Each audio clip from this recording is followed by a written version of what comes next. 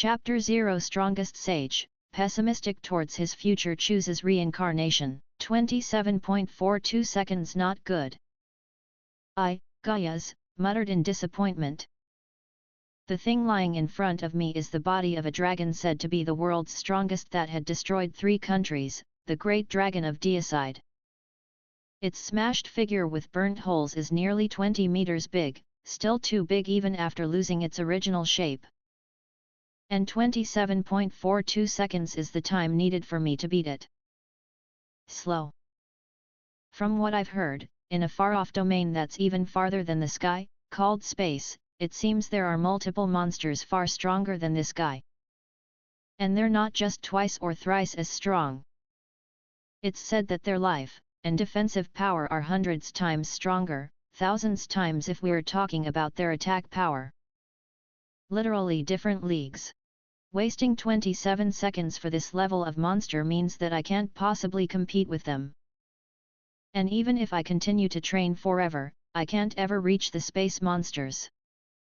There are 2 big reasons for that. One of those is the crest I have. Crest is something that every person has when they're born. It's the most important factor to determine the magic disposition of a person. It's classified into 4 crests in accordance to its function.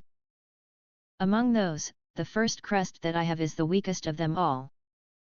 How is it the weakest, you ask? Its growth room is really small. The first crest is the strongest until you're around 8-year-old, but the difference between the crest power becomes more obvious as you grow older, and once you've become an adult. The lead the other crests have is awfully clear. If you ask just how bad it is, one of the terms for entering the prestigious and even all the main magic schools is not first crest. First crest is turned away at the door. You can't even apply for the test. Nevertheless, right now I'm called the world's strongest magician. There were occasions when I was called sage or war god too. I've reached this point despite having the first crest. I thought I would continue to grow endlessly. Even if I hit the extreme limit of magic power, I thought there would still ways to cope with it. However, reality is cruel. I certainly found several ways to procure battle prowess that surpass me right now. However, every one of them is applicable to all but the first crest. The crest that I have already has no room for growth at all. It took me 200 years before I realized that my growth had stopped. After that I started to research about the way to change crest you're born with. This research is extremely easy compared to magic combat. Since there's no need to predict the enemy or think of tactics to deal with situations. Thus, this research was the shortest research I had done so far. Changing the crest of a human is impossible. It only took me 2 days and 2 hours to arrive at this conclusion. During that short time, I proved that I had no room for growth anymore. And during that time, I challenged the monster I subjugated today to see if something would happen while half giving up. I unsealed a monster that had been sealed for 300 years on purpose and fought it. Nothing happened. I did defeat it, but as I couldn't grasp any clue of growth, it was nothing more than a fruitless labor. However, it's still too early for me to give up. A human's crest is set the moment they're born, changing it afterward is impossible. This is a proven fact. Then I should just be born again. I already completed the magic for that purpose a long time ago. It's an incomplete magic art that only let one carries their memories intact to the next life. They can't choose which crest they'd be born with, but it's enough as long as I have my memories. I can just train again to gain power in the next life, and even if I'm born with first crest again, I can just use the art again. It only took me less than 2 seconds to solidify that decision. Using a rudimentary magic, I scatter letters, I am going to reincarnate. Please don't look for me to the few acquaintances I have, and then I immediately activate the magic to reincarnate. Without any hesitation I yield myself to the magic that snatches my life. I pray that my next crest will be any crest but the first crest. By the way, the other reason why I couldn't become stronger was because I didn't have a friend who fought with me, so I didn't know how to fight in a group. In other words, I was a loner.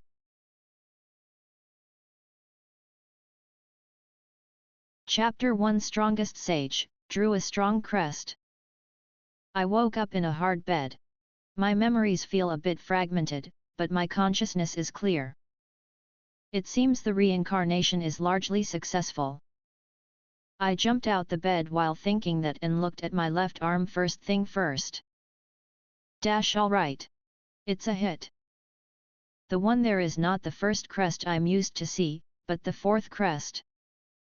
This crest specializes in close-quarter combat and as far as I know, it's the most suitable crest for magic combats.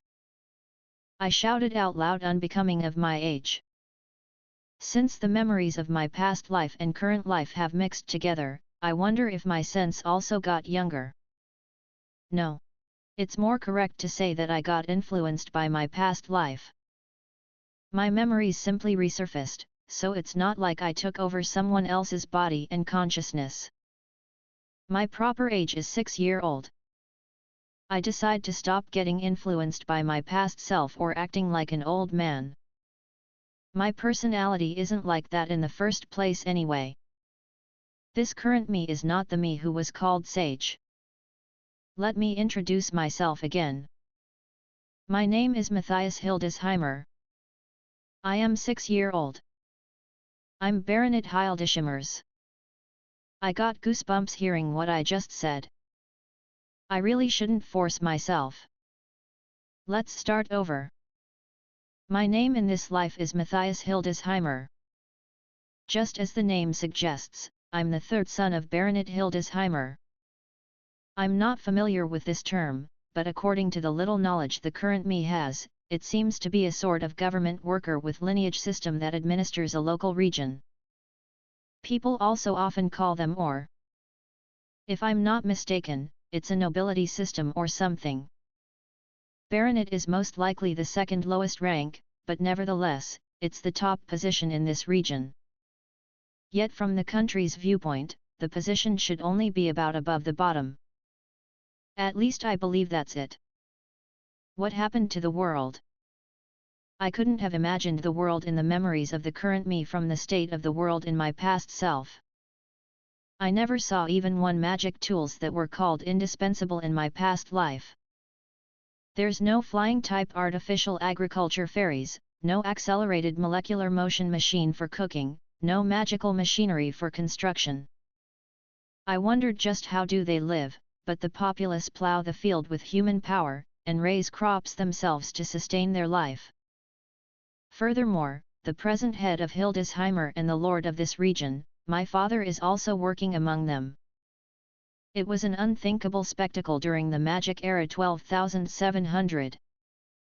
Just what had happened during the time I was reincarnating? Well, there's nothing I can do complaining about the present environment. Fortunately, I have memories of this era too. I'm also experienced in living a survival life and building less forests for years.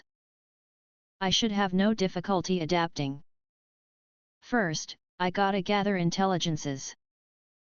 It seems the me until now was not that studious, living a carefree life without ever looking around the region nor reading books in my father's study. Well, since my past self also preferred real practices to studying, I guess it wasn't my current self's duty to do that either. Hey, Matthew! Do you need something in the study?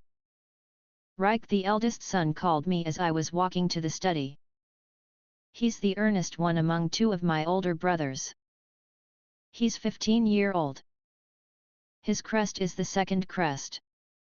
It excels in mid-range ranged magic, a required crest in a group battle. It seems that right now he's not training in magic. I think he'd become a good magician if he just trains. I wanna read books. I replied my brother with my usual tone.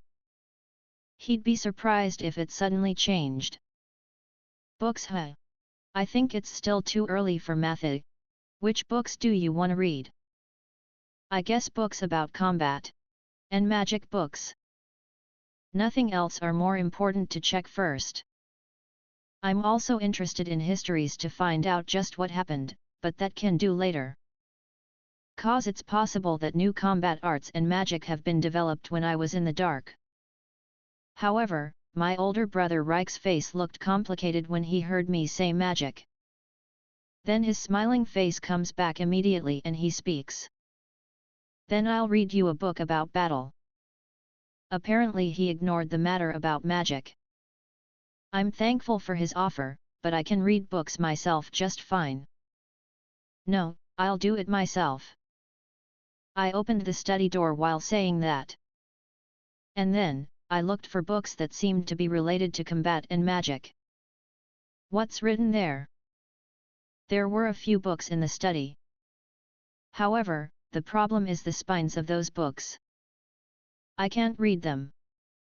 I had mastered 27 languages before I noticed it as I continued to battle for several hundred years, but the language written on the book's spines didn't match any of those languages.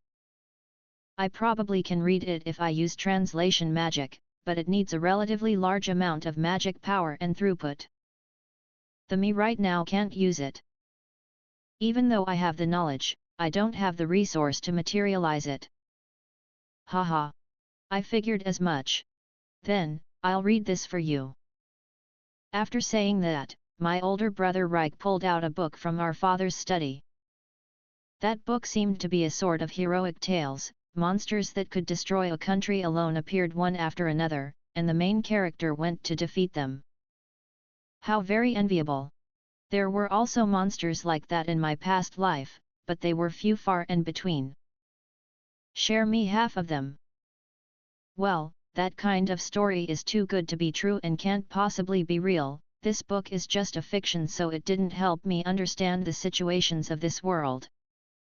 However, I was able to comprehend the language somewhat by comparing what my older brother Rike said and the words written in the book. I've got to thanks Rike. However, it looks like it'll take times before I could read books about combat arts and such, so I'm going to postpone that until later. And it might be faster for me to train my magic power until I can activate the translation magic. By the way, the spoken language wasn't much different to the one in my past life, so I was able to understand it immediately. There were several terms I don't understand, like disqualified crest and such though. After he was done reading for me, my older brother Rike went back to his work in the fields. In this village, you'll get your own field once you turn 11, and you've got a duty to work there. Both of my older brothers have their own fields in accordance to this rule. However, it seems the situation is a bit different in my case. Right now I don't have a field due to my age, but there's a high chance that I don't get one even after I turn 11. The official reason seems to be because there's not enough area. Certainly, this village lacks area for fields, so it's not like I can't understand with just that reason alone. But, judging from the behaviors of the villagers, my parents, and my other older brother Bifjul, I feel that there's more to it. My parents were looking at me like they feel sorry, while Bifjul was clearly looking down on me. Apparently, it's got to do with disqualified crest, but my older brother and my parents don't want to talk about the particular, and I don't want to ask Bifjul. I probably won't get a decent answer even if I ask him anyway. Now then. There's still some time until dinner. First of all, I should train. It's important to train your stamina and magic power every day, you see. What's that disqualified crest? You don't even know that, huh? Chapter 2 Strongest Sage, Pity his elder brother. First I activate a magic called Passive Detection as a preliminary arrangement of the training. Just as the name suggests, this magic can detect magic power emitted by magic items and creatures. It's a magic to investigate the surroundings situation. Even though there are some things that can't be detected by the magic, it's one of the most used detection magic because enemies won't notice its usage and it consumes no magic power. And yet, it's actually a difficult magic to master if one intends to improve its accuracy and range. This magic is crucial if I want to enter the forest, since the me right now can die easily. It's closer to art instead of magic since it doesn't consume magic power at all though. I was able to activate it immediately. There's no problem at all using it with this body since it doesn't consume magic power. However, since my control of magic power has been quite lowered, there's a lot of noise, and the detection range appears to be considerably constricted. The past me could detect within a several hundreds kilometer radius, but I have no choice but to settle with around a 1 kilometer radius for now. Well, at the present condition, this much should be enough to evade dangers. After all, I didn't sense any strong animals, let alone monsters. Matthias, why did you go outside? Someone shouted that to me, who was triumphantly walking toward the forest just when I was several hundred meters away from the house. I knew who it was just from the voice. It's Bifjul, the second son. Apparently, he doesn't like me going outside. I can't go out. I replied without stopping, or rather, I hastened my pace. All the present memories tell me there's no point in keeping this guy company. Course you can't. Bifjul replied angrily. His face became red, to the point that I worry his blood vessels would snap. It'd be nice if they did. Why can't I? I ask again while quickening my steps even more. I tried using physical buff magic while I was at it. It's just a light buff, but good enough to let me walk faster. Cause you're a disgrace of our house. Once I succeed the house, I'll banish a disqualified Crest like you at once. Disqualified Crest again, huh? Even if you disparage with some unknown term, I don't know how to react. One thing I know for sure, I was never treated as a disgrace by anyone but Bifjul, and no one ever told me not to go outside. I did overhear plans to reform Bifjul in our house several times. But looking at him now, looks like it's not going well. What's that disqualified Crest? You don't even know that, huh? Shame on you, disqualified Crest. What's the point of telling that to a 6-year child? By the way, Bifjul is 14-year-old. As you can clearly see, a 14-year-old pouring those words at a 6-year-old child shows how abnormal Bifjul is. Rather, does this idiot really think he will succeed the house? Even if we disregard his bottomless stupidity, you're a second son, you know? Then I with my glory crest will teach you. Look at your left arm. Well, if he's going to tell me, I'll hear him this once. After thinking that, I move my sight to my left arm. Yup, there's the fourth crest. What's wrong with this? That's a disqualified crest. A proof of trash who can't even use magic well. And this one is a proof of those chosen by the magic god, the glory crest. After saying that, Bifjul raises his own left arm up high, showing it to me. Uwa! It's painful to look at. I feel embarrassed just by seeing it. Please stop it by all means. If I were a disgrace of the house, then this guy would be the disgrace of humanity, no, of organic matters. This is bad. Simply the fact that I was born as the same race as him makes me want to die. Should I reincarnate again? I observe Bifjul's arm while enduring the headache. Judging from the arm's direction, the thing he wanted to show me seems to be a crest. I knew what that crest was at a glance. It's the first crest. I'm absolutely sure I'm correct at this one thing. Cause it was a crest I got fed up of looking at for several hundreds years in my past life. I send a pitying look at Bifjul. It's okay, I understand. This guy must have got his personality twisted cause he fell in deep despair at his own crest, I'm sure about it. Animals in this world have magic power in them even. Chapter 3 Strongest Sage, Hunt Monsters at 6. As I looked at Bifjul with pitying eyes, his face became red. What's with those eyes? You looking down on me? Nope. I'm pitying you. For now, I should regard knowing what disqualified Crest means and how pointless it is to deal with Bifjul as good results.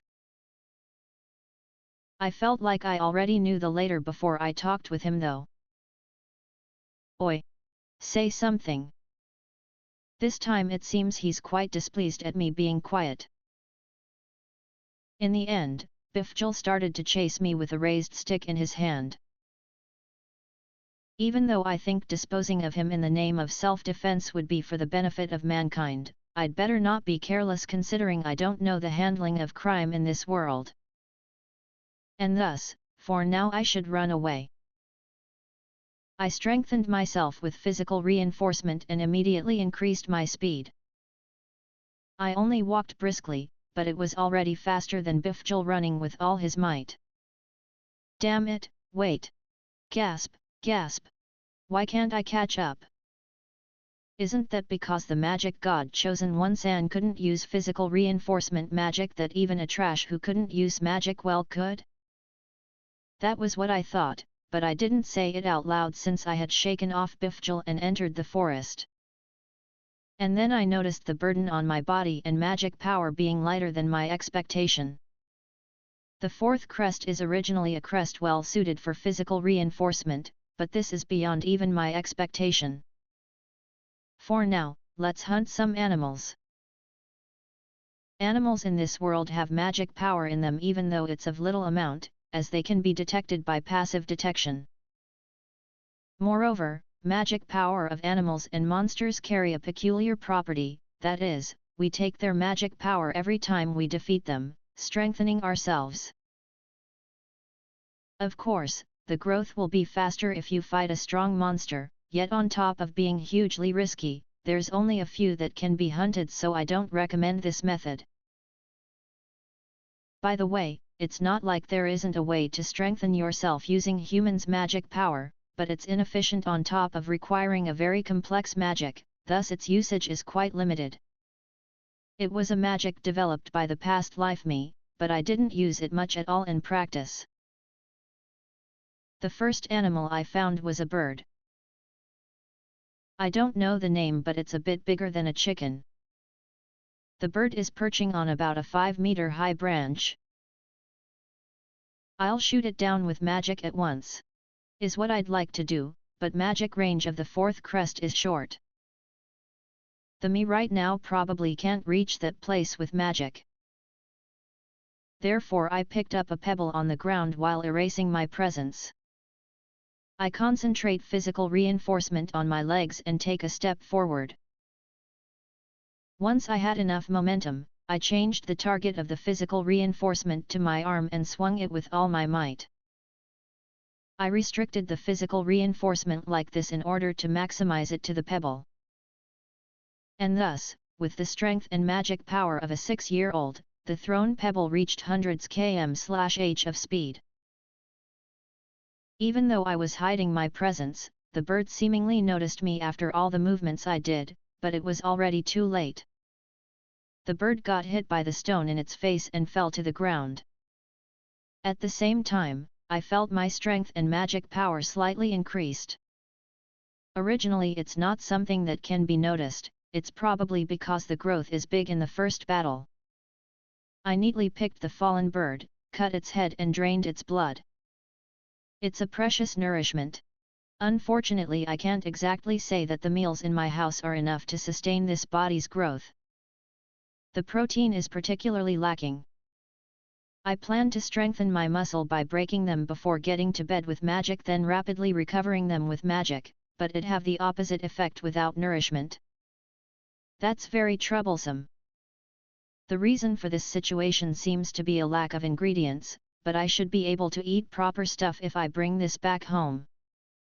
I continued to hunt 5 birds and left the forest afterward. Earning magic power is important, but it's not good to overhunt either. Chapter 4 Strongest Sage, Bring Food to the House.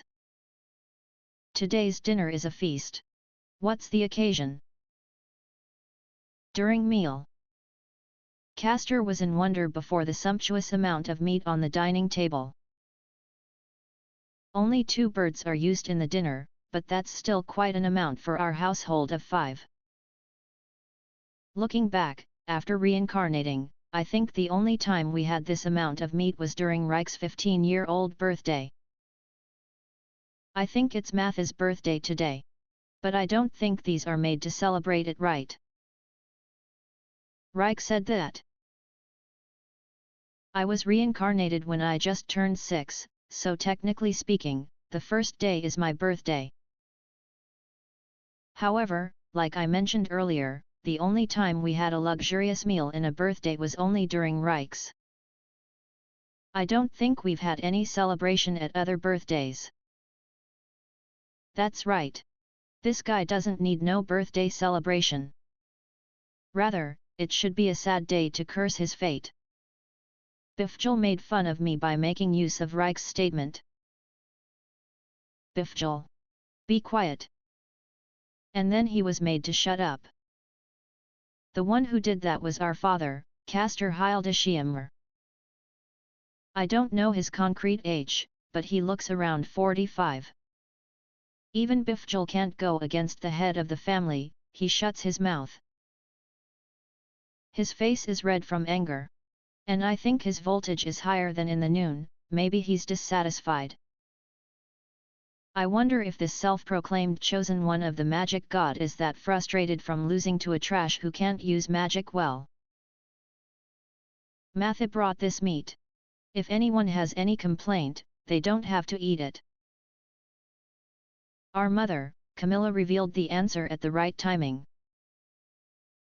Father, who heard that, asks me.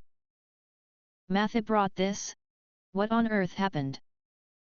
Well now. How should I reply to this? Many things could become troublesome if I answer honestly. Even excluding this territory with its underdeveloped magic, my magic is superior for a 6-year-old. The worst possible outcome would be if I were bound in this territory. I intend to leave Hildesheimmer house sooner or later, to walk the path of a magic combatant. Even if my name is different in his life, the things I want to do hasn't changed. If I get known as a convenient magic user, it could be hard to realize that. The birds hit some trees by chance and fell down. After thinking more, I decided to hide my magic. It's a bit unnatural for that to happen with 5 birds, but I gotta follow up somehow. Did they fall with their necks cleanly cut, and even drained of blood already? It was no use. Mother swiftly attacked. However, I'll cut through by feigning ignorance here. I found some sharp stones and drained the blood myself. To 5 birds. To 5 birds. Certainly, I didn't see any wound that looks to be a result of battle. It's unusual, but it might be not unlikely to happen. Alright. Dodged the bullet there. Next time, I should bring back fewer spoils after thinking through an excuse. I'm not going to stop supplying the meat. Nourishment is important. Abnormal behaviors of birds. I hope it's not an omen of something strange happening. Come to think of it, Mathy, you're 6 now, aren't you? Yup. Mathy is 6 today. Reich replied Castor. Then, I'll start teaching Mathy swordsmanship from tomorrow on. Mathy is going to leave the territory and all, so sword's gonna be essential for you. That reminds me, Reich and Bifjul have been training swordsmanship with father. That training started at 6. That's quite hardcore. However, there was more important part on my father's statement. The part about me leaving the territory.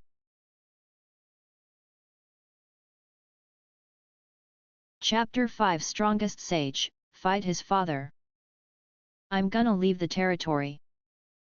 I asked my father before I realized. Just what was my effort to deceive them earlier for? This might be too soon to talk to you about method, but you're the third son after all. You can plow fields in the territory if you want, but if you can use magic no, I mean, if you can use a sword, you can choose to go outside. I'm sure it's more fun that way. Oh. Looks like I can automatically leave the territory if I can use a sword. Isn't that the greatest ever? Hooray for third son! It looked like he was going to say magic. Is magic no good? Now's my chance. Let's ask. Why not, magic? Oh, of course magic is fine too. But I think the way of sword is better myself. Evasive. Is there something with magic and me? Could it be that this territory really regards the fourth crest as a failure? Can't be. It's impossible if you think about it. Since the fourth crest is difficult to handle, that situation might happen if the average age of the territory is 10, but of course there are more adults in Hildesheim territory. It's impossible for any crest but the first crest to be treated as a failure. Even that first crest has its strength in something other than combat. I don't think there's any reason for it to be treated as a failure though. Well, it is a failure in my particular case. Next day. When I got up in the morning, my father Castor and big brother Reich were already swinging swords outside. Even though father is not using physical reinforcement or such, his swordsmanship is very clean. His sword swiftness isn't bad either. This territory is underdeveloped in terms of magic, but it seems that's not the case with swords. Good morning, father, Reich Eisen. Hi Matthew. Good morning. I went outside and greeted my father and brother who were doing a practice swinging. He told me that we'd begin training from today on, but he didn't specify the time. I might be late. Is that you, Matthew? You're an early bird at. Were you looking forward to training with swords? It appears I wasn't late. I want to leave the territory and become an adventurer. I see. Normally you'd want to become a knight, but adventurer isn't a bad choice either. Alright, it's a bit early but let's start. After saying that, Castor handed me a wooden sword. It's heavy despite being made of wood, makes me think there's a weight inside. Castor also takes the same wooden sword in his hand. He was using a real sword during the practice swinging, but we're not going to use them in a practice it seems. Well, it's dangerous without healing magic after all. Now, come at me. You win if you can hit me with the sword. Castor pointed his sword at me while saying that. Combat practice so sudden? You're really going to do that with a 6-year-old? What's wrong? You can use any trick. Try swinging once. In my confusion, Castor called me out. It sounds like he's going to lunge instead if I remain silent.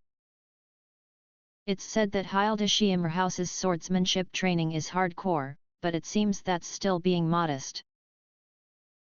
This house's sword education will keep on living in the future. I'll do the best I can now. Here I go. Oh you. After declaring that, I purposely moved close slowly at a walking distance to him, without using the physical reinforcement. An unshapely movement unbefitting of being called martial art. And then I very slowly rush in and swing my sword from below. A movement that goes against gravity on top of not using physical reinforcement. The speed of the sword is so slow that you won't feel any pain even if it hits. It's not like I underestimate him.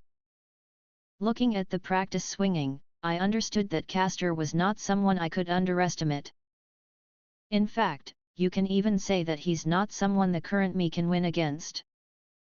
The difference of our fundamental body strength is too wide. I had started muscle and magic reinforcement yesterday.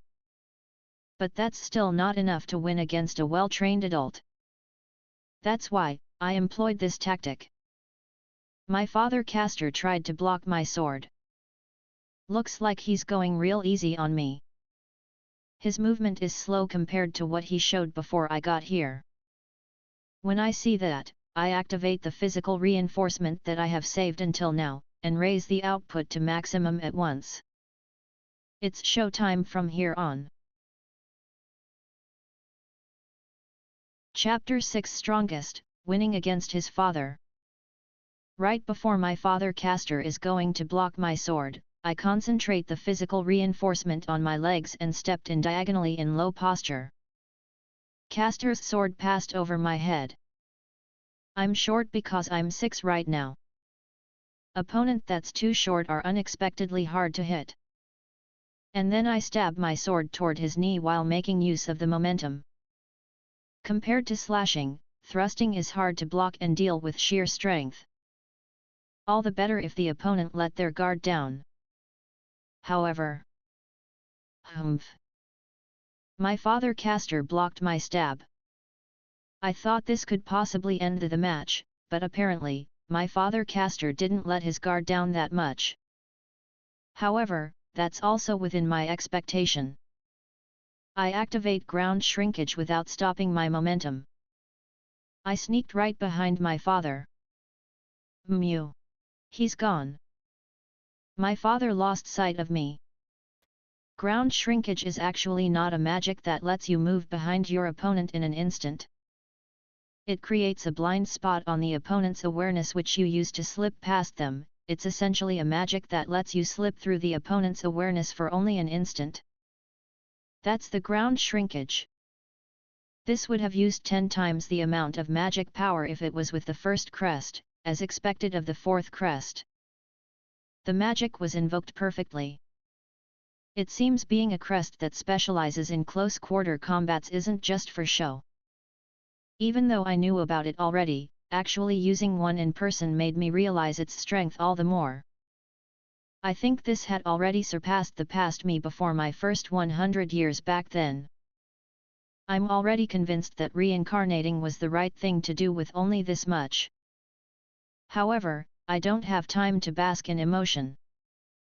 Ground shrinkage could only buy me an instant. I stab again with my sword again as fast as I can. The perfect timing. And a trajectory that's hard to block by human anatomy.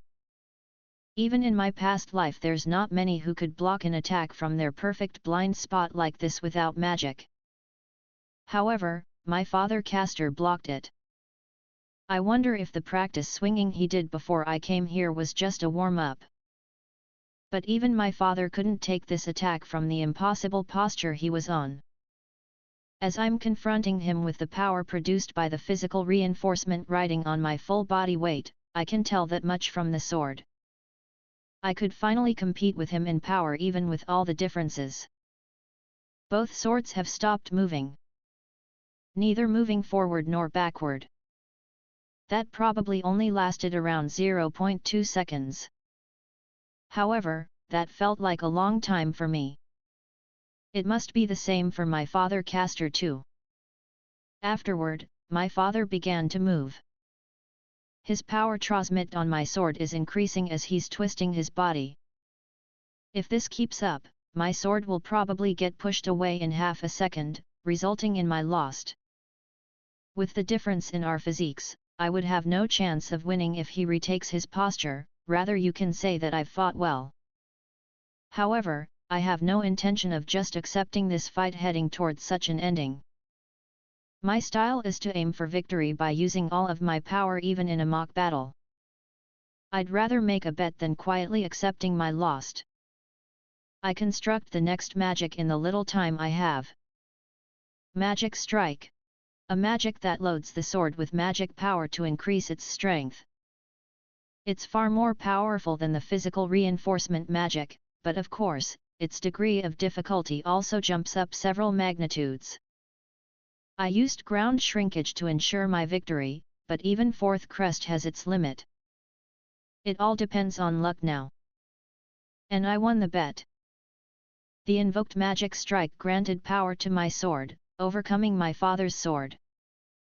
And then right after my sword hit my father, the magic strike lost its effect, and I fell down as I lost my balance. My older brother Reich and my father Castor mutter in amazement. He won against father.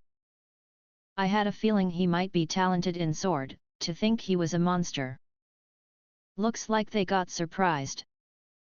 I feel that my father was going at it lightly. He probably never thought that he would lose when I hadn't even done any training. However, this match had a big problem regarding its rule. I only took father by surprises, and even the attack just now merely hit you right. The rule of the mock battle earlier was. Therefore, my victory is only in form. However, if this was a real combat, my attack would only slightly injure father. Even that might not be possible if he wore an armor. Moreover, my father was holding back at the first strike, which greatly influenced the result of this battle. I only made use of that. I pointed that out in that sense. No, well. That's true and all, but what was that attack just now? On top of making me lose sight of you, you clearly showed an unbelievable power and speed, didn't you? I was just using physical reinforcement, ground shrinkage, and magic strike normally.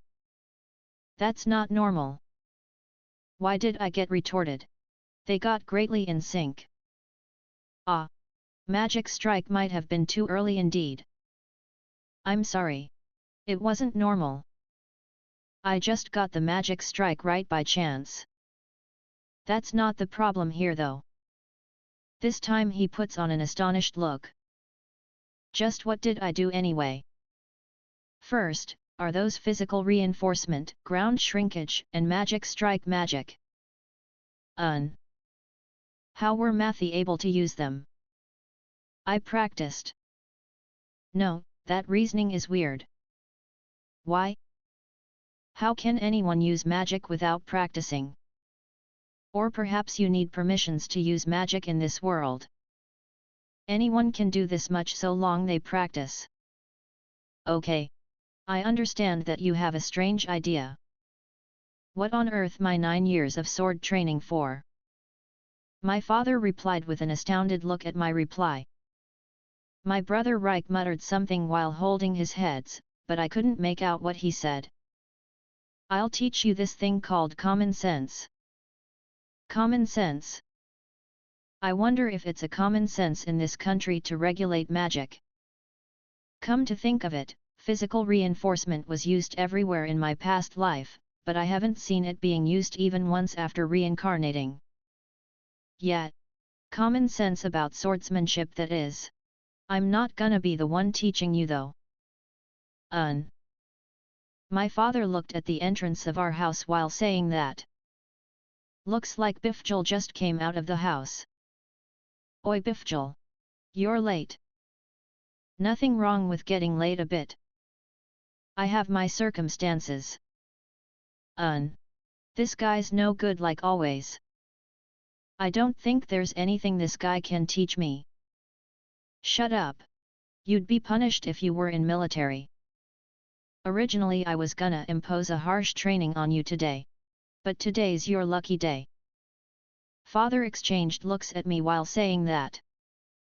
His face looked like he's plotting something bad. 2000 push-up or a mock battle with Matthew? Pick one. A mock battle with Matthias. Bifjul replied father with smiles on his whole face. Looks like he's very happy to have a mock battle with me. Chapter 7 Strongest Sage, cautious of his elder brother. So you chose mock battle. Alright then. As for the rule, the winner will be decided when either of you give up or from my discretion as a referee, okay? My father Castor asked Bifjul, not me. He continues on while ignoring my will. But well, I think I can somehow win if it's just against Bifjul, as long as there's no some weird rule in place. Wait a minute, father. What is it? A referee has their limit. You can't say that they never misjudge. Bifjul said such a thing. I know what Bifjul is thinking somehow or other. He's probably worried if our father Castor be partial to me in his judgment. Father doesn't think too well of Bifjul after all. It's not surprising for him to say that if he's aware of it. Okay then. Let's go without a referee. Father withdrew quite easily. Looks like we're going to have a mock battle without a referee. I don't understand what father is trying to do now. And also, Matthias probably won't be satisfied with just one match. How about 5 matches? Got it. Then let's make it 5 matches. Also, I'm confirming just in case, there's no need to hold back, right? Yeah. Both of you need not to hold back. Father told Bifjul that. Or rather, our father Castor's face began to look eviler every time Bifjul suggested something. He's already all grin now. At the same time, he also looks like he can't believe it. If there's anything remarkable about what he said, it was probably how the part was emphasized, I guess. Not good. I genuinely don't understand what father is thinking. Father made a sidelong glance at the dumbfounded me, gave a training sword to Bifjul and moved to a position a bit away from me. And then he declares the starting signal for the mock battle. Are you both ready? Mock battle, begin. Or D. Bifjul made his move with the signal. He readied his sword on the front while saying something inappropriate for a mock battle, rushing in toward me. No need to hold back, was it? Guess I should get serious right from the start too. Bifjul's strength isn't comparable to father anyway, his swordsmanship is also terrible. I can probably win with a frontal attack. I hit Bifjul's down-swinging sword from the side, turning it away to the left. OWA. Bifjul lost his balance.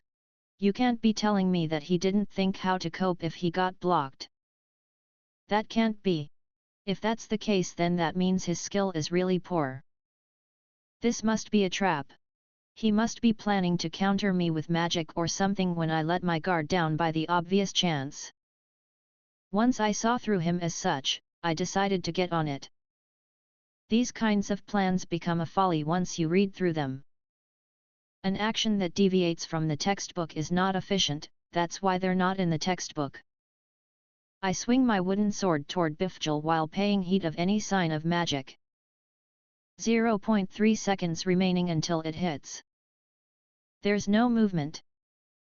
0.2 seconds remaining. He still hasn't made his move. He won't make it in time if he doesn't activate the magic right about now though.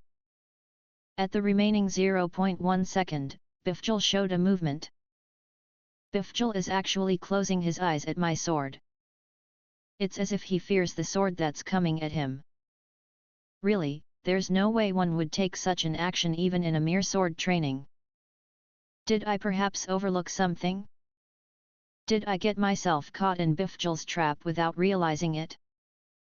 Even though that thought flashed in my mind, there's only one action that could be taken in this situation either way.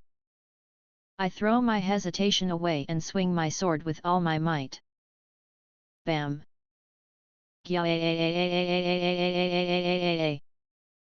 Bifjul got hit by the wooden sword, he screamed and writhed. There wasn't a trap or anything. My wooden sword made clean hit on Bifjul without a hitch. Too weak. No wait. The victory condition for this battle was if either give up. In other words, Bifjul hasn't lost yet. Moreover, he's writhing in pain. It's obviously not normal. It's not something a trained person would do.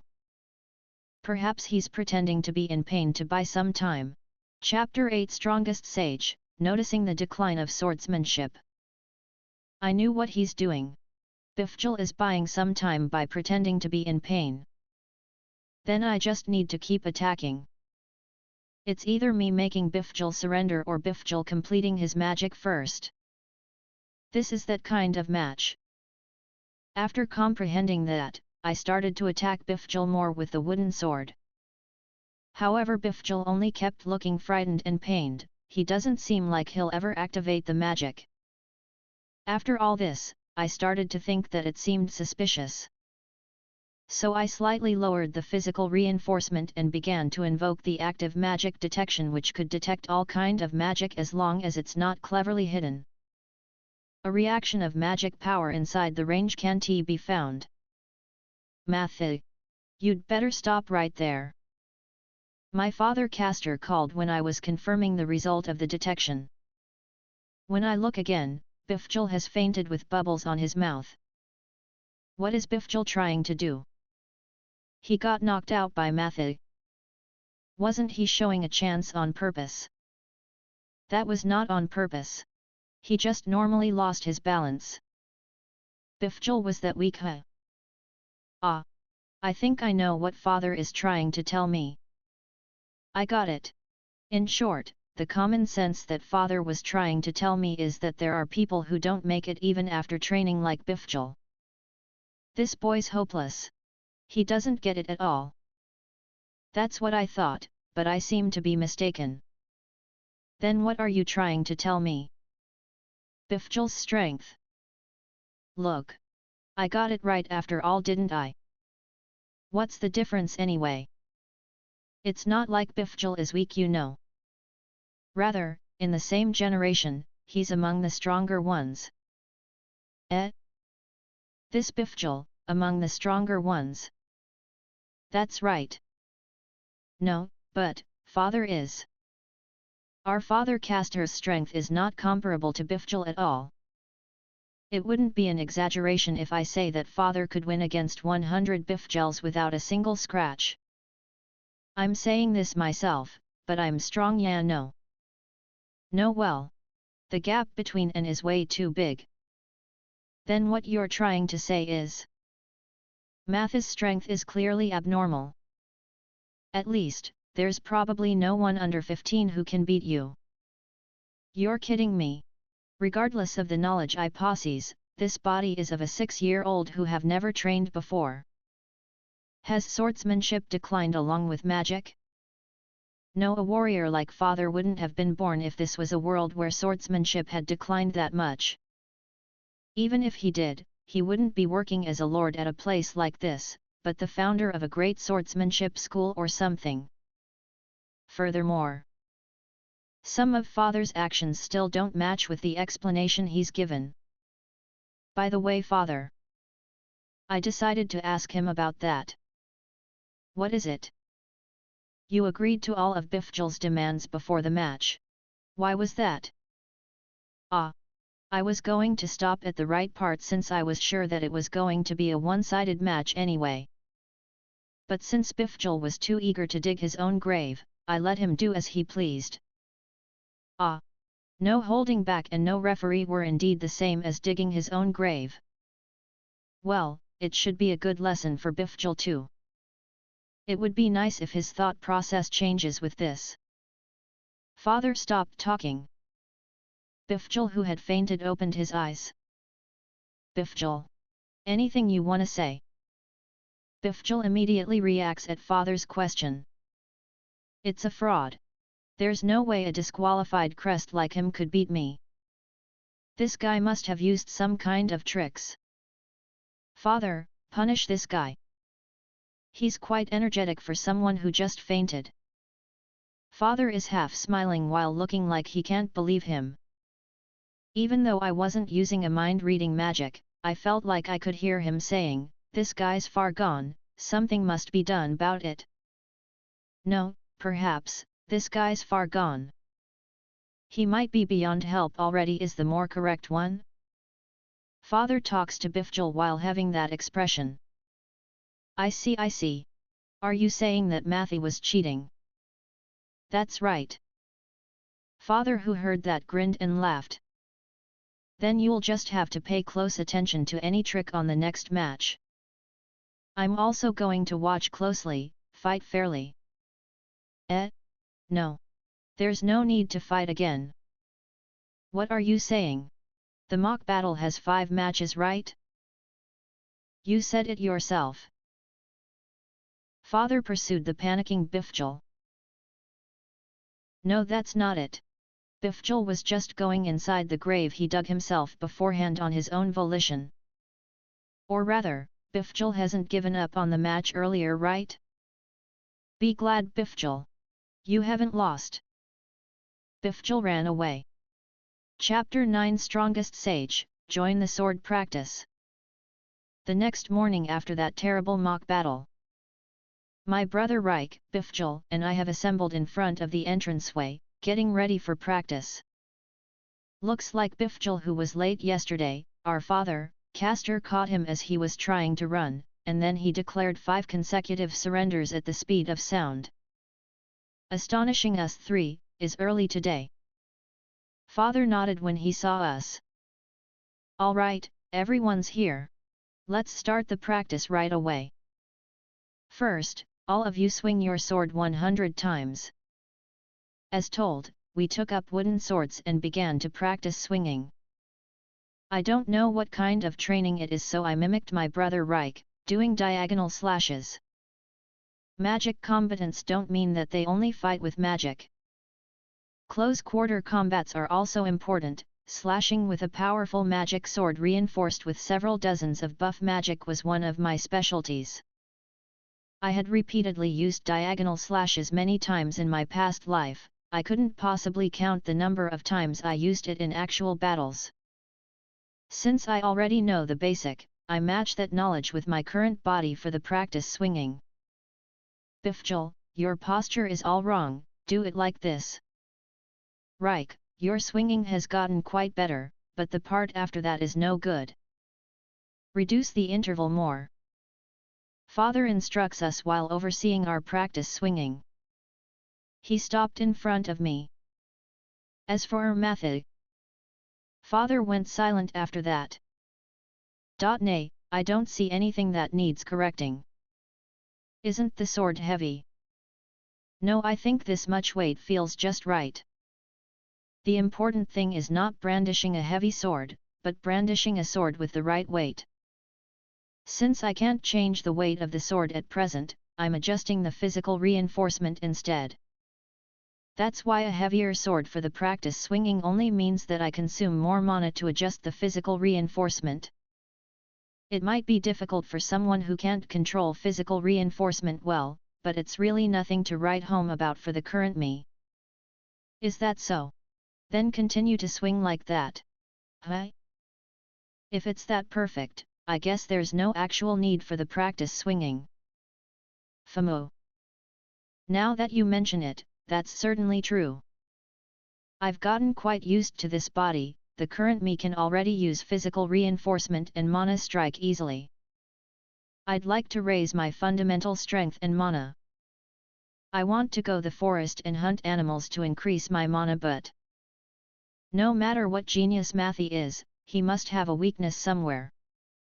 First we should look for that.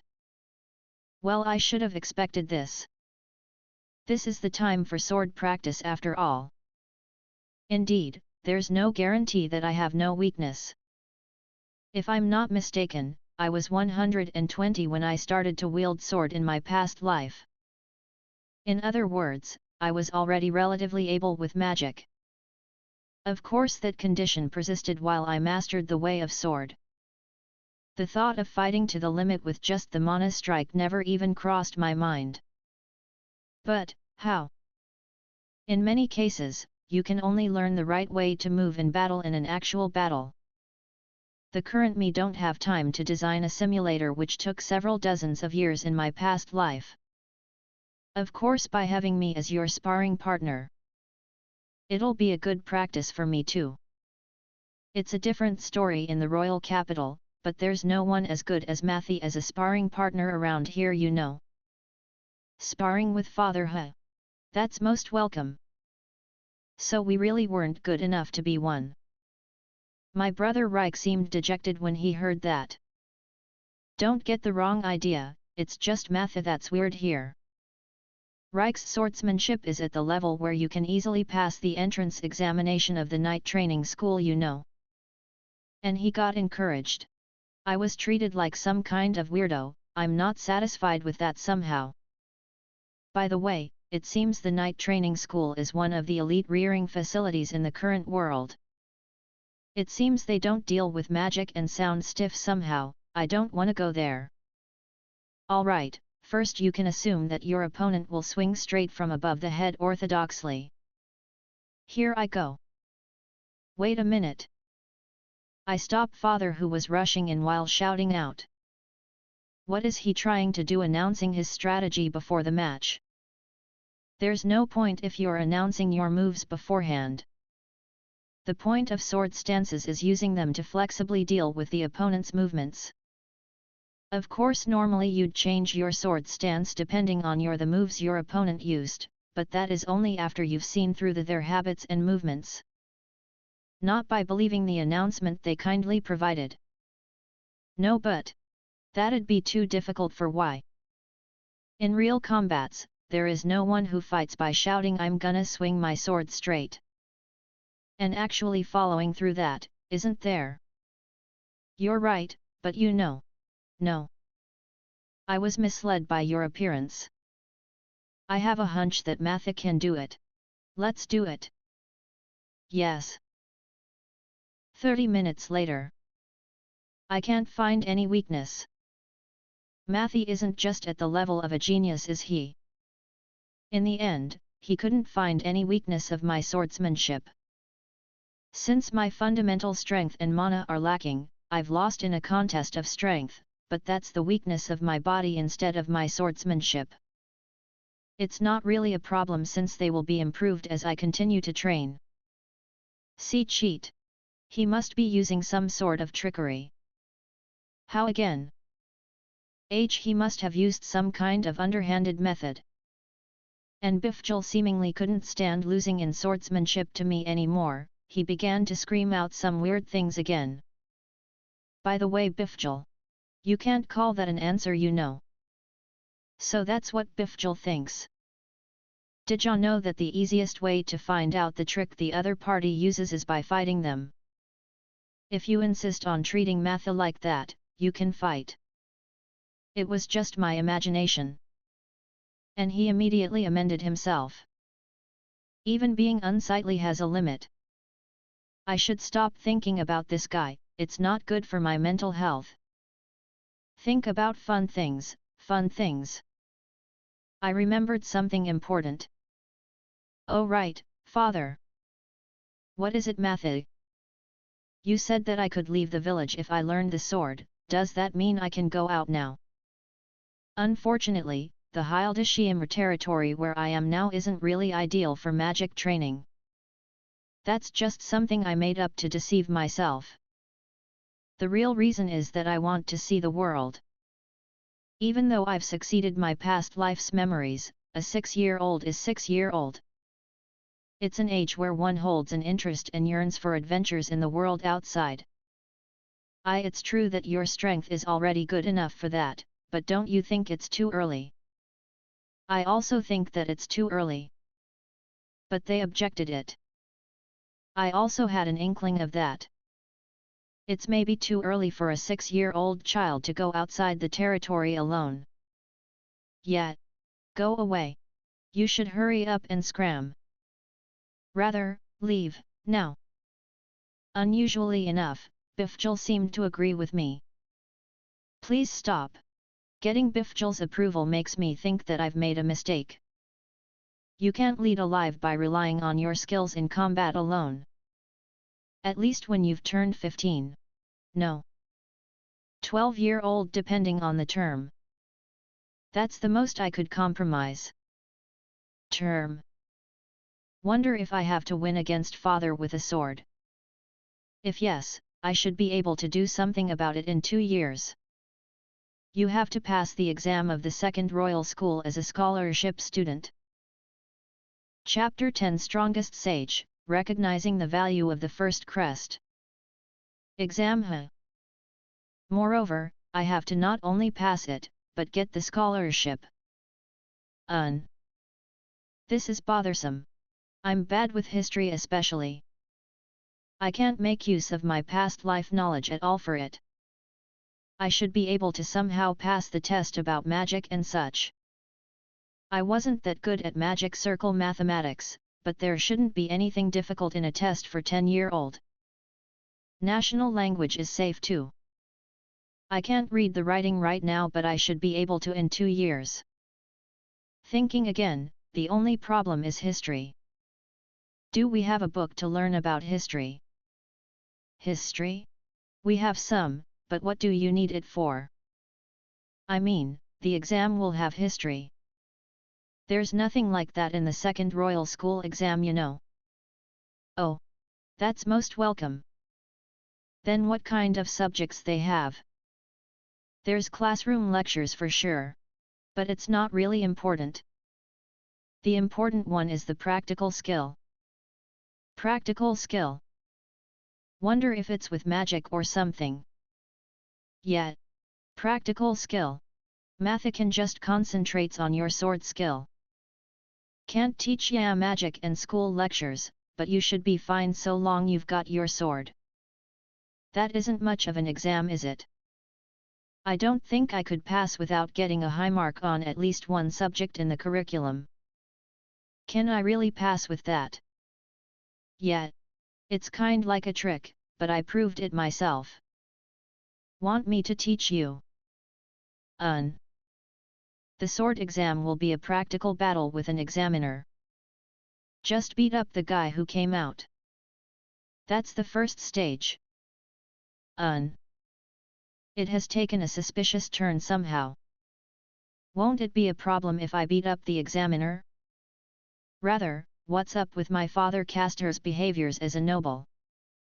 I feel that many of them are weird. Now, just wait. I haven't finished yet, you know. Here comes the important one. Once you beat the examiner, someone stronger than them will come out. I see. You need to directly negotiate with that strong person and have them acknowledge your strength. Beat that guy up. I was wrong. It was a direct negotiation. That's all the strategy you need. The total score of the exam was 50, sword skill exam should worth 10, but I got 30 for mine. My score got to 35 with other subjects and I passed just fine. That's all the strategy must be a mistake. Or rather, you only got 5 in other subjects, huh? Well, I can use magic. I'm sure I can get some mark in the classroom lecture subjects. Added with that, getting scholarship should be possible somehow, is it? I don't know if father's tactics are viable or not nowadays, but I guess there's a merit in trying if it looks like I'm failing in other subjects. This is gonna be fun. Father, don't you think that getting scholarship is too harsh for a term? My older brother Reich said that after hearing father. Really? I think Matthew would easily get it once he's 12. I agree on that part, but there's no need for him to get the scholarship, is there? Ah. That's not because of Matthew, it's the problem with our house. Our house problem? We got no cash. I've noticed it somewhat. At the very least, there's no mistake that we're not rich. But wasn't father quite a big earner in the past? Being a knight is unexpectedly unprofitable, yeah, no. Unlike adventurers. I had got some saving myself, but it was all gone to manage the territory. Father. Ho. Putting aside our house financial state, I see that adventurer system still exists in today's world.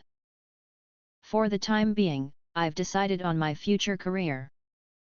Well, in short, you're saying that I should get the scholarship. If that's not possible, I should earn my keep myself, right?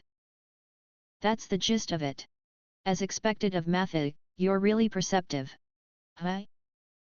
Was Matthew always this perceptive? He's always been smart for his age.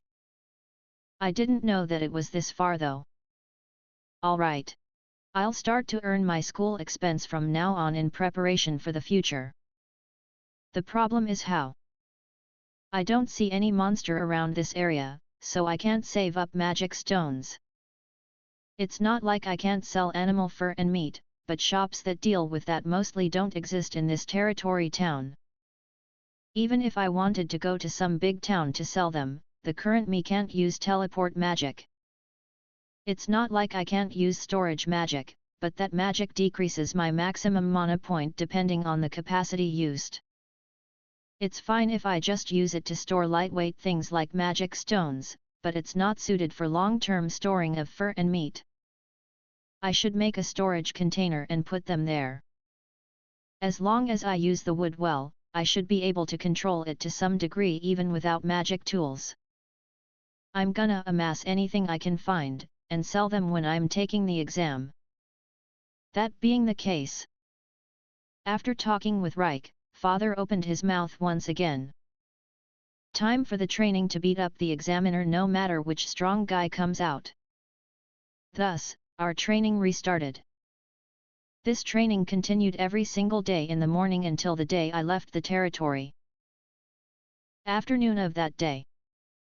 Just as I've decided in the morning, before going hunting, I cut down a tree to make a storeroom to put things I've gathered. From what I heard during lunch, it seems there's no problem in cutting down trees around this area. Well then. The quality of the wood is It's complicated. Since it's not managed, it's a natural forest for better or worse. It's not particularly good, or particularly bad. Well, guess it's good enough. I burnt off the tree with converged flame magic and made several planks from it. Then I combined them using magic, creating a largish box. I made one, but this is terrible. I realized the value of the first crest I had in my past life for the first time here. First crest is the crest suited for production type magic. Using magic while knowing that, the results is terrible. The bonding planes are uneven, and the amount of mana loaded in it is very little. This box has no problem if it's only used for storing, but I'm likely going to need the help of First Crest if I want to seriously make equipment. While thinking about that, I hunted some animals today and brought furs and preserved meat to the house. During that time, I got some birds that accidentally hit some trees today too. Did they get neatly skinned too in the process? I'm sure that's cause they hit the trees just right. Don't you think that excuse is too much yourself? I do. I know that you're strong. I'm not gonna complain you're hunting animals, bring them here all you want. If there's excess meat, sell it to the villagers, earn your school expense. With such conversations, I was authorized by my family to hunt. Thus, my training and strengthening proceeded smoothly. It was several years after my past memories resurfaced that a slight turning point came up. A monster appeared in the village's forest. Chapter 11 Strongest Sage, noticing the cold treatment toward the disqualified Crest. Half a year after I turned 9. Thanks to training without a rest, my physical strength and mana have increased nicely. Gather the people. Get all the strong ones. Bifjul shouted such things when I was just got up in the morning. Whom was he calling anyway? Today our father Castor isn't home. He might have gotten full of himself since the one who would restrain him isn't here. However, I don't understand how that relates to gathering the people.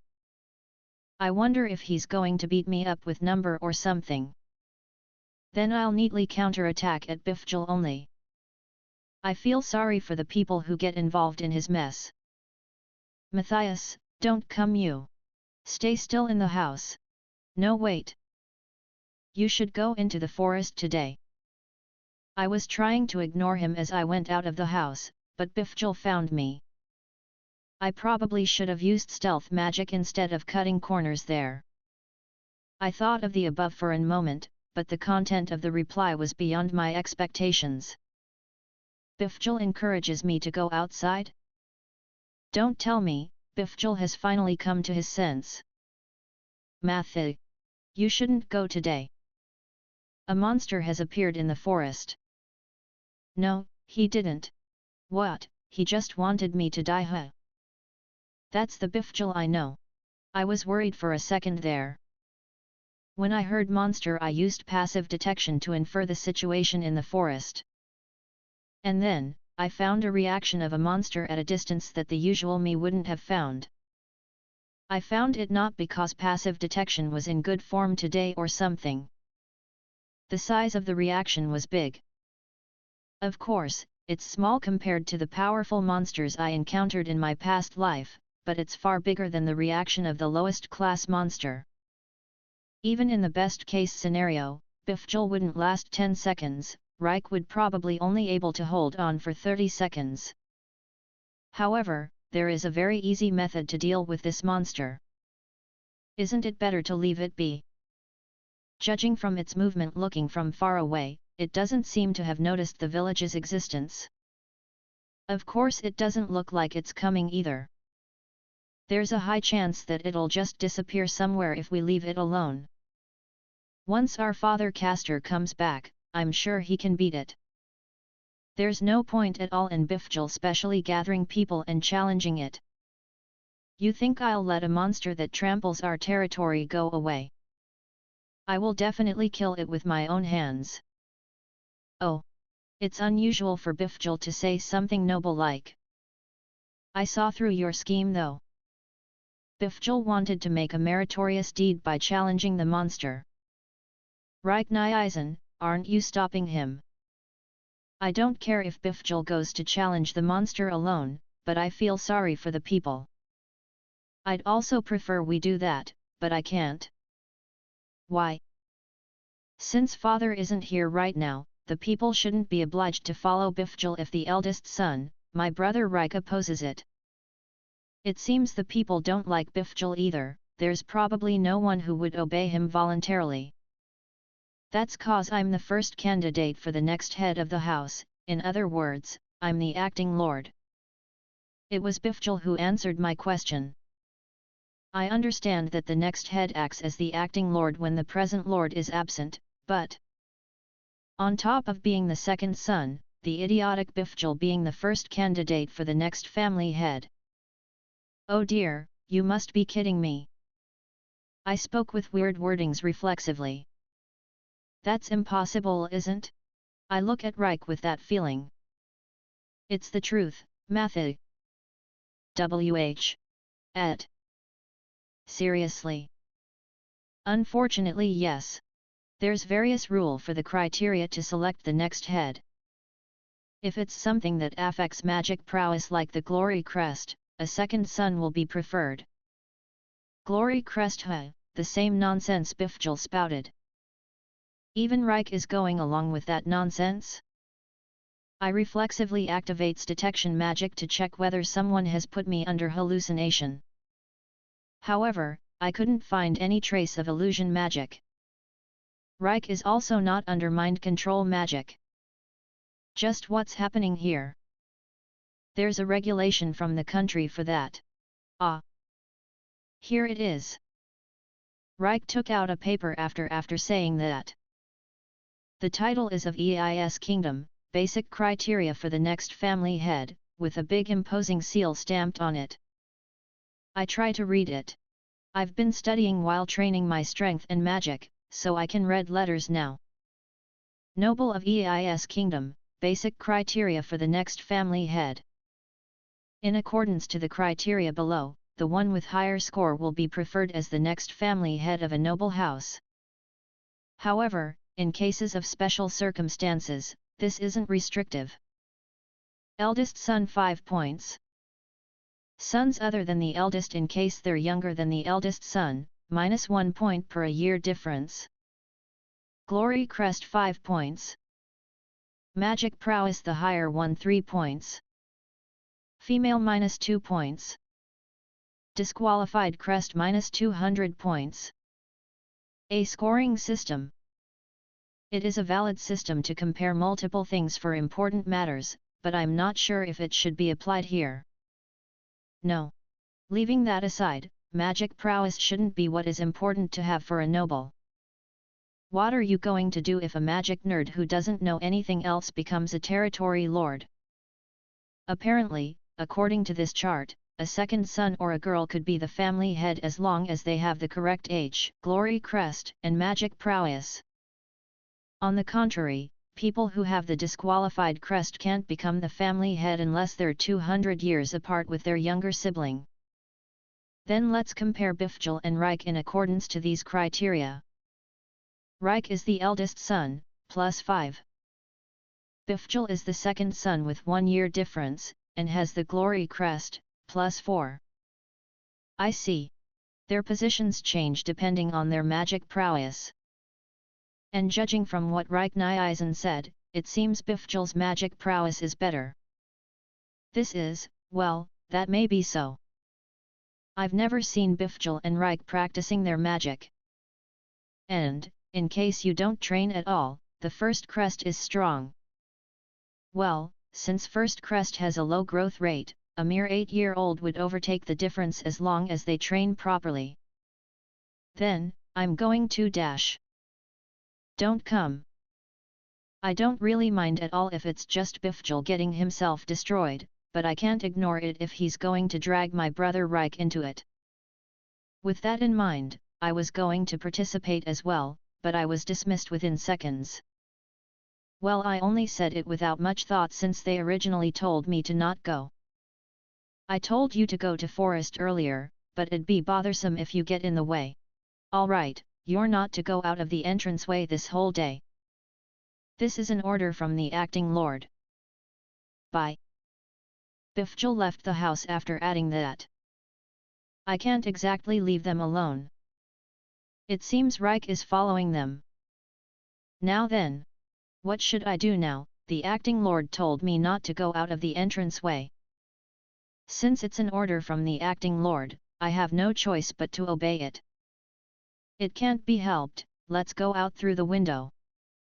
The acting lord is really kind, telling me that it's okay to go out through anything but the entranceway. Chapter 12 Strongest Sage, hit upon a good idea. Bifjul, who's forced the poor populace to accompany him, triumphantly walks toward the forest behind a villager with the best physique while the other villagers are surrounding him. My brother Reich is on the farthest back. I wonder if he's an insurance for Bifjul to push the responsibility on when it looks like he can't accomplish the feat. I follow behind them from about 20 meters away.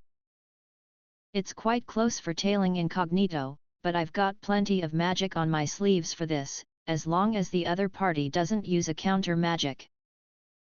My aim is, of course, assassinating Bifjul, I mean, protecting the participants besides Bifjul. If as a result, the unfortunate Bifjul dies by coincidence, that is of no concern to me. You reap what you sow. And, where's this monster again? Bifjul asked one of the people. It's in the forest depth. Depth, that means. Where? You went on an expedition without knowing that, huh? We have no idea where it is right now. The monster was sighted quite a while ago, so it might have moved somewhere. TCH, you're useless. Well, fine. We should find it if we just walk around. Let's go, guys. What a sloppy plan. Just how vast does Bifjul think this forest is? If they're just walking around randomly, they might even spend a week without meeting the monster if they're unlucky. How long will I have to continue to tag along? Was what I thought while following them. 2 hours later. Bifjul-sama. How about we split into groups? One of the people suggested that, probably because they couldn't find any trace of the monster. Good job, populace. However. Are you stupid? There's no way we'd do that. Bifjul objected. What would you do if anything happened to me? If anything happened to Bifjul? Celebrate?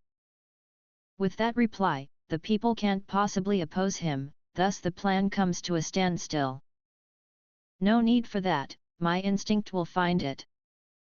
We're going there next. Move it. In the end, it's instinct. It's bad since that instinct is actually right on the money.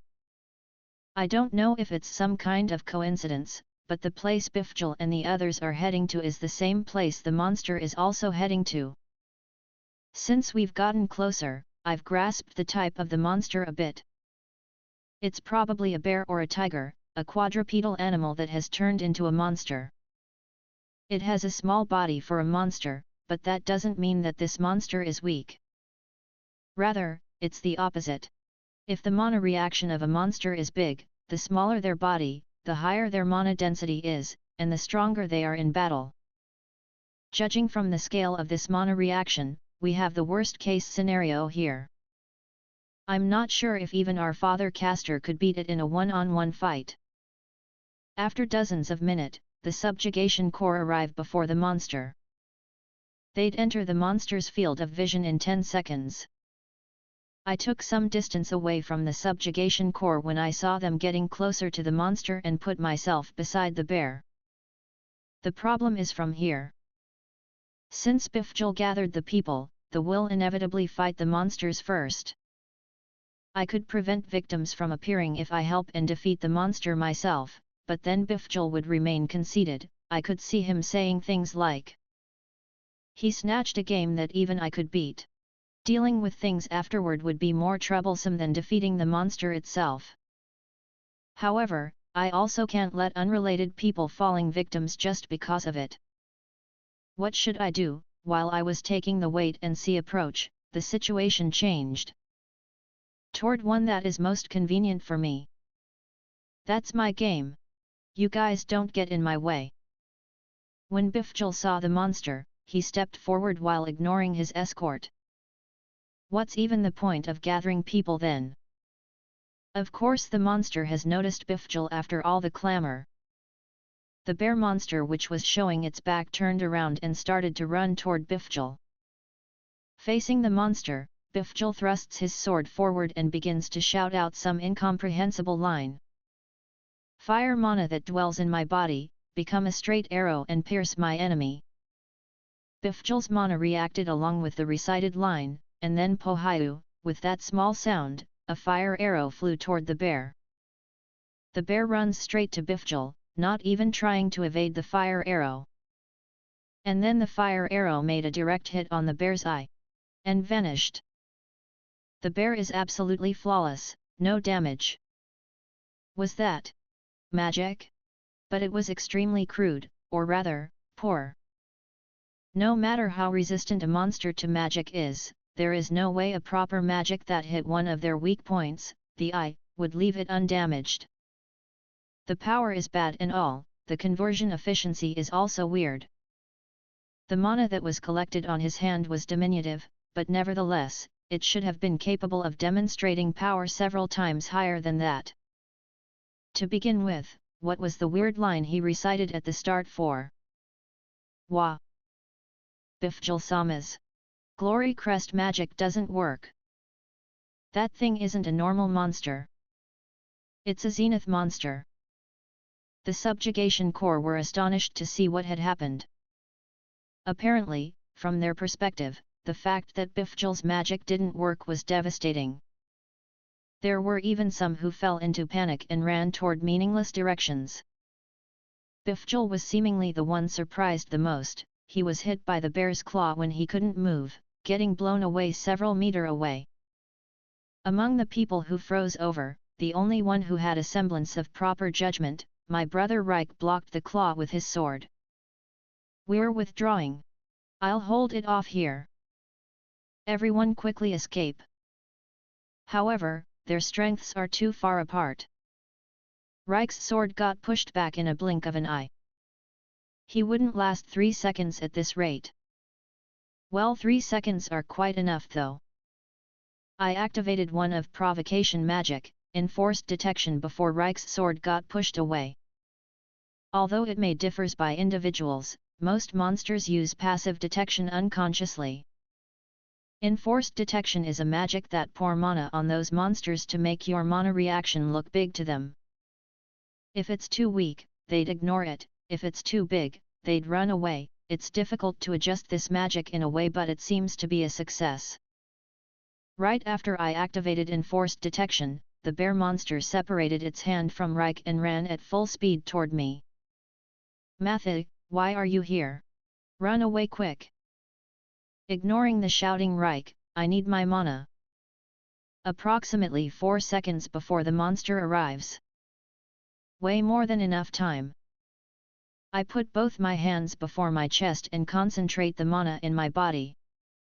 I grant directionality to the collected mana while also changing its pressure. And then I ward off the monster's arm with martial art and hit its heart as we pass each other. As one would expect, it wasn't enough to defeat the monster, but its movement dulled, which was enough.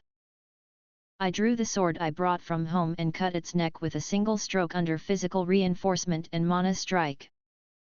Matthew! Leave this to me! Hi! Reich, who chased the monster, showed a dumbfounded expression on his face when he saw its fallen body.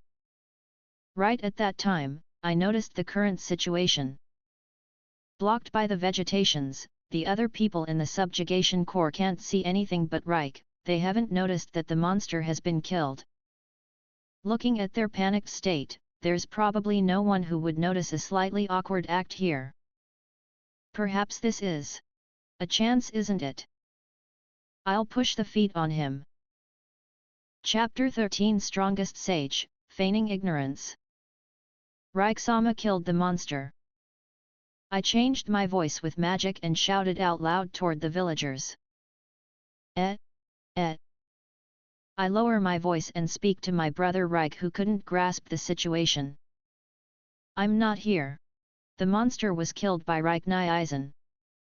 Okay. Why would you do that?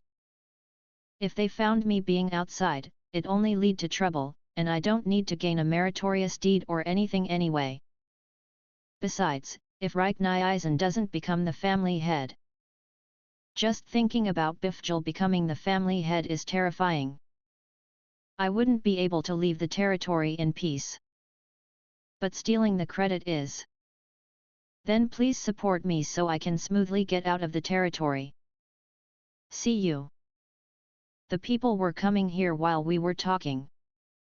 It would have been all for naught if they found me, so I took some distance away at once and decided to watch over them while erasing my presence. The monster has been killed. Once the villagers had gathered, Reich awkwardly proclaimed. I'll give him a -point for looking guilty, but apparently, no one noticed it. Not saying who killed the monster nets him a point. Now then, I should go back before someone finds me outside. By the way, Bifjul was left with only a slight wound since the monster's claw hit his armor's toughest part by chance. What a lucky guy. 2 days later. For some reason, I was called by our father Castor, who has gotten back home. Alone at that. Here you are, Matthew. Once he confirmed that I was present, father spoke. Do you know about the matter the day before yesterday? Yes. Reich Eisen beat the monster, didn't he? Yeah. Looks like Reich killed a Zenith-class monster. I saw the body, it was cut splendidly. That's cause Reich Eisen is a master swordsman. Due to father's guidance, my brother Reich is famous in the territory as a master swordsman. By the way, Zenith monster seems to be a designation for the kind of monsters with small body and dense mana. There doesn't seem to be a precise standard, but apparently, that bear monster is classified as a Zenith monster.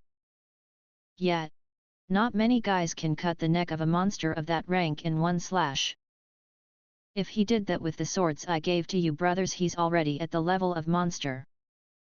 Reich Eisen is really amazing. He didn't just check the type of the monster but the way it was cut. This is. He might have found it out already. Feels like he emphasized the Reich part too. No. I'm sorry to say, but it's impossible for Reich. It might be a different story in the future, but it's not possible for the current Reich. If there's someone who could do that in this territory, that would be Bifjul. Don't be stupid. No one else but you could do that. What are you outing about? No, well. Though I said it myself, I also didn't think Bifjul could do that. Bringing up the name of some random farmer old man would have been more persuasive. Well, it's not like I don't know how you feel. I'm also the same, I want Reich to be the next family head. That's why, I won't pursue the matter if you're fine with it. He even knew my intention. Since he's going to leave it alone, let me accept the kind offer. However, putting aside the credit, the spoil of war should be given to the one who won it over. Dealing with the raw materials is troublesome, so I'll cash it in and give it to you when you're leaving the territory.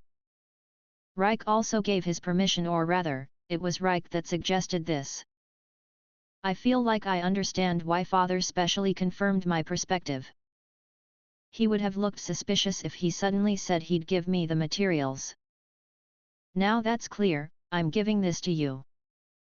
The magic stone from the monster that Reich defeated. This one's easy to keep and has many uses. Thank you. Father gave me the magic stone and went somewhere. Magic stone, huh? If it was the past me, I would have processed it myself, but the quality would drop severely with a crest other than the first crest. I guess I should keep the magic stone with me and find some skilled craftsman to help process it later. However, the size of this magic stone is tricky.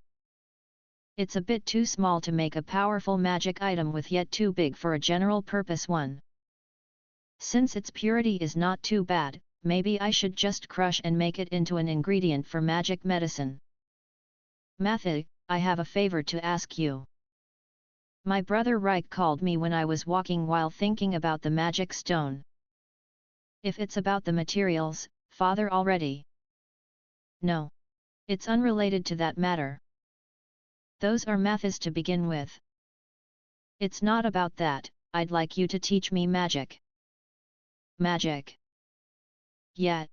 In order to formally dispossess the position of the next family head from Bifjul, I have to do it through magic.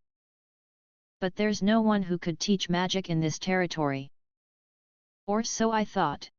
Matthew, you used magic when you killed that bear, didn't you? And it was chantless too. He noticed me using magic, huh? Although the magic I used back then isn't as showy as something like fire magic, but neither it's invisible unlike Mana Strike.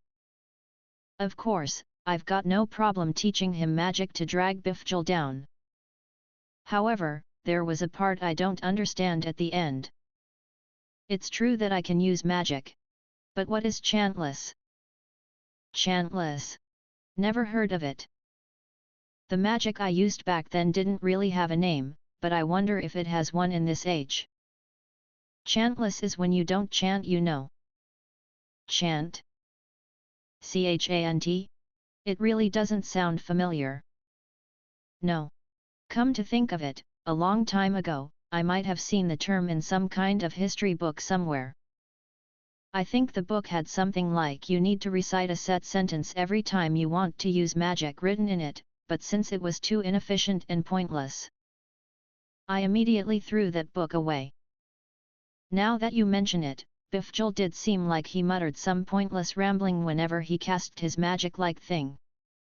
You don't know about chant even though you can use magic? Chant is that thing Bifjul did. Would you like to see? After saying that, Reich stood before a tree at the edge of the forest and thrust both his arms forward. Fire mana that dwells in my body, become a straight arrow and pierce my enemy. Reich recited the same exact sentence Bifjul did. And then, he also replicated the parts where the accumulated mana was diminutive, the conversion rate was the worst, and the extremely weak power. No. The power is even worse than Bifjul's, probably because of the crest. In case you don't train at all, the first crest is the strongest. This is what we call a chant. Since Matthew used magic without a chant, it's called chantless. And I think it's a considerably high-level technique. I see. Magic in the present world is in a lot worse situation than I originally thought. If the aim is Bifjul's that, surpassing it is easy. On the contrary, making it so he doesn't surpass it would be more difficult instead. However, I need to ask him one thing before I get to that. Reich Nyeisen, do you want to learn magic in order to win against Bifjul?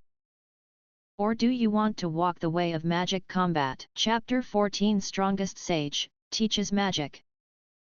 Way of magic combat. No, I want to make the territory prosperous than training heavily in magic. Magic is a mean for that end. I see. If he answered I'd like to walk the way of magic, I was going to give him the magic upset and the hellish stamina training. But if he's fine with just surpassing Bifjul, I've got something simpler. Okay then. First, you should stop using chant.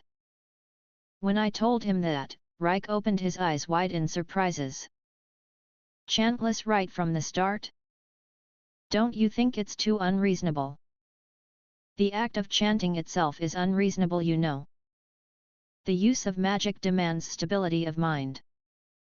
There is no way you'd be able to properly use magic while shouting those embarrassing lines out loud. Then how am I supposed to use magic? Of course you do it by gathering mana like this. I gathered mana on my right hand while saying that. You can do this on your legs and head no problem, but doing it on your dominant hand is easier for a beginner. I thought only doing this much would be simple, however. Gather mana? How do you do that? He doesn't know how to gather mana? My brother Reich, up until now just how did you activate magic then? Perhaps there's some sort of secret hidden in these chant things? Hold on. I'd like to test something. While saying that, I put my hand toward the tree that Reich used to test his magic on. And then I mimic the chant thing while feeling embarrassed. Fire mana that dwells in my body, become a straight arrow and pierce my dash. And then, a portion of my mana gathered on my hand even though I didn't control it at all. It feels like an outside force forcefully controlled the mana inside my body. Furthermore, the mana was changing to magic at an extremely inefficient way. It stopped halfway through and the magic activation was cancelled. It seems the conversion that was automatically happening was hindered because I reflexively controlled my mana. This is not a natural phenomenon. Someone intentionally devised this system during the time I was reincarnating.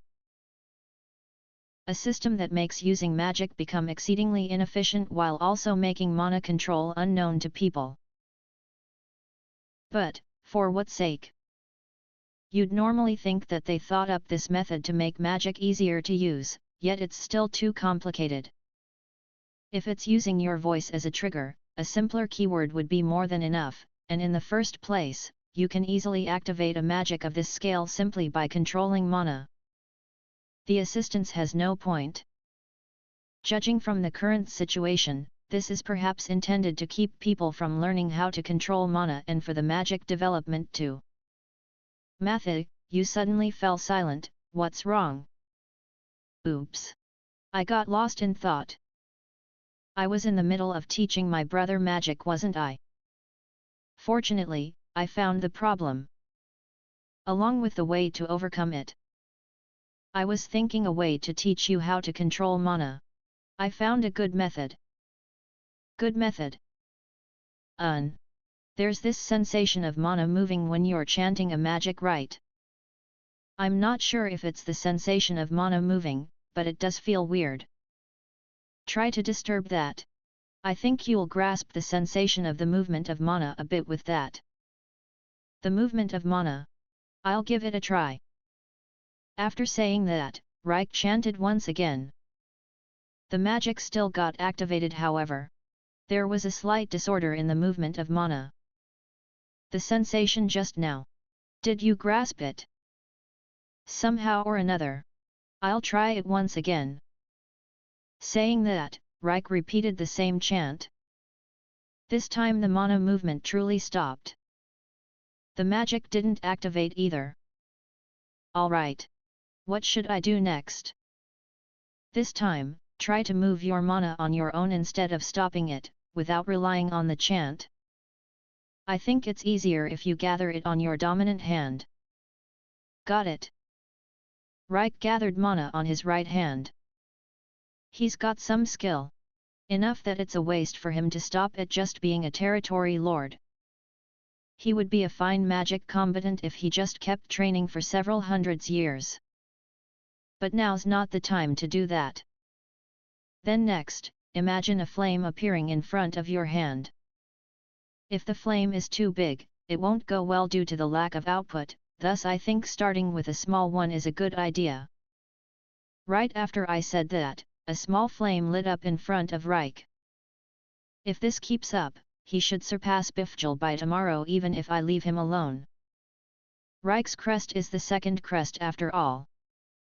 However, it'll be a waste if I do that. I'll teach him a simple way to practice. It might even pique his interest in magic combat. Looks like you did it.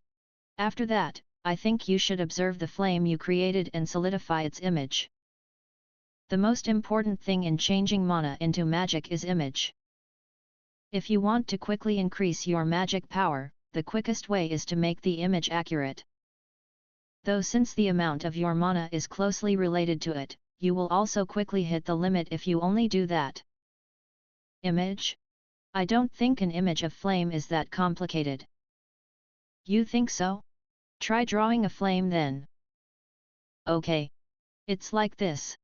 Hi. The thing Reich drawed on the ground with a stick was a very haphazard deformed knot like this thing. Even Reich seems to understand that there's something wrong with it, but he doesn't seem to know what precisely, and the drawing ceases to look like a flame as he repeatedly tries to correct it. See? An image is more ambiguous than we think ourselves. That's why when you try to give it a form, it will take a different shape in case of drawing, and in case of magic, reduced conversion efficiency. Accurately comprehend the phenomenon, memorize it and then reproduce it with magic. That's the first step of magic training. Looks like Reich is practicing it right away. The flame created by Reich, who gathered his mana while staring at it, looked slightly bigger than before. I see. It got stronger. Matthew, are you really 9 years old? If I wasn't, how old would I be? The current me really is 9. If we count the past me, it's hundreds years old. No, well. I know that you're 9 and all. But looking at Matthew's magic and swordsmanship, it's really hard to think so. I think there's only a few adventurers in active duty that could beat you, let alone 9-year-olds. Or am I just being a stupid elder brother? Since I don't know the level of the current world, I can't be exactly sure about it, but even I should have some problem against adventurers in active duty. The gap in things like body size and physical strength is way big too. By the way, I could already win against my father. That is only if I use mana strike and physical reinforcement though. Though it's probably impossible to catch up to Matthew, I will do my best. It won't be funny if I can't beat Bifjul with this. After saying that, Reich restarted practicing magic. It was 1 week later that Reich showed flame magic that was several hundreds times stronger than Bifjul's and gained fame as the best magician in the territory. Chapter 15, Strongest Sage, in the middle of a journey. I turned 12 while waiting and training my mana and strength. It was just right at the time the second royal school would hold an entrance exam soon. Our father Castor was reluctant to have his sparring partner in sword gone, but with my brother Reich's persuasion, I was allowed to attend the exam right away. Today is the day of my departure. Matthew, maybe you really should stay after. Father, don't say something like that this late. Keeping Matthew in the territory would be a loss for the whole world, you know. You could even say that it's a treason towards Loita-sama, the god of fencing. No, I don't think it goes that far. By the way, Loita is the name of one of the gods that people believed in this world. It's the same name of a swordsmanship nerd I was acquainted with in my past life, so it's easy to remember. I understand that, but then... my sparring partner. Aren't I here if you need one? Reich is quite strong alright, but you're just a power fighter. Sparring against Matthew, who also has techniques, is in a different league. Apparently Reich has learned physical reinforcement himself from the magic control training I taught him. His power already eclipses Father. But since Father has the edge in sword techniques, his winning rate is only around 30%. Are you really sure you don't need an escort? My mother, Camilla, asked. This time, I'm going to the royal capital together with a peddler who was visiting the village. If I were the eldest son of a high-ranking noble, doing so would have been problematic due to dignity thing. Fortunately, I'm the third son of a poor noble, and a disqualified Crest at that. Just looking at the criteria for the next family head, it's easy to comprehend that this country seemingly looks down on the fourth Crest. Therefore, I can move around freely to some extent. Hooray for disqualified Crest! An escort would only be a drag for Matthew. But if a monster like back then appears, he'll beat it. Father's and Reich's voices were in harmony. A monster like back then, that bear that one was killed by me after all, the two knew about it already. In fact, I probably could beat a monster of that level with my eyes closed. Then I won't complain, but... please be careful. I'll be careful. I said that and got on the peddler's wagon. Young master, you're not forgetting anything, are you? All set. I'm only bringing a few things with me. My baggage like luggage are only a sword, a magic stone, and a leather bag for a wallet. Moreover, the magic stone and the bag are inside the storing magic. My only real baggage is my sword. The peddler already carries food anyway, and things I had stockpiled like fur and such have already been cashed in. Including the materials from the monster I defeated, I've gotten 125 gold coins and 7 silver coins in total, not sure if that's a lot or a little. Let us depart then. Since we don't have a guard, as you can see, it'd really help if you tell me when you spot enemy and such. Leave it to me. How reliable. I've heard that young master is quite strong, I'll be counting on you. The peddler said in a voice that didn't sound like he was expecting a thing out of me. His line of sight is carefully looking at the surroundings. Looks like he doesn't really believe the claim of my father and brother about my strength. Well, that should be the natural reaction. On the contrary, I would worry if there were a peddler who would believe when someone suddenly told them, "This 12-year-old is strong, you know," and leave him to take care of enemy.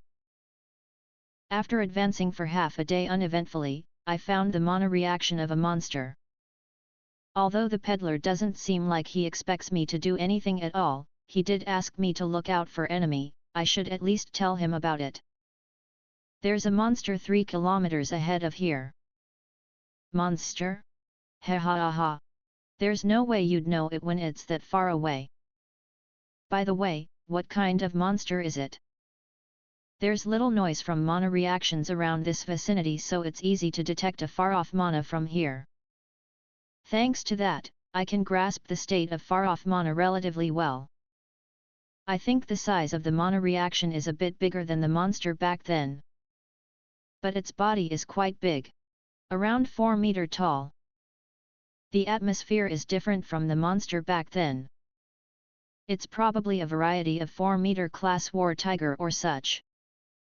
War tiger is, in short, a bipedal tiger. Aha aha! Isn't that a calamity class then? You sure tell some interesting jokes.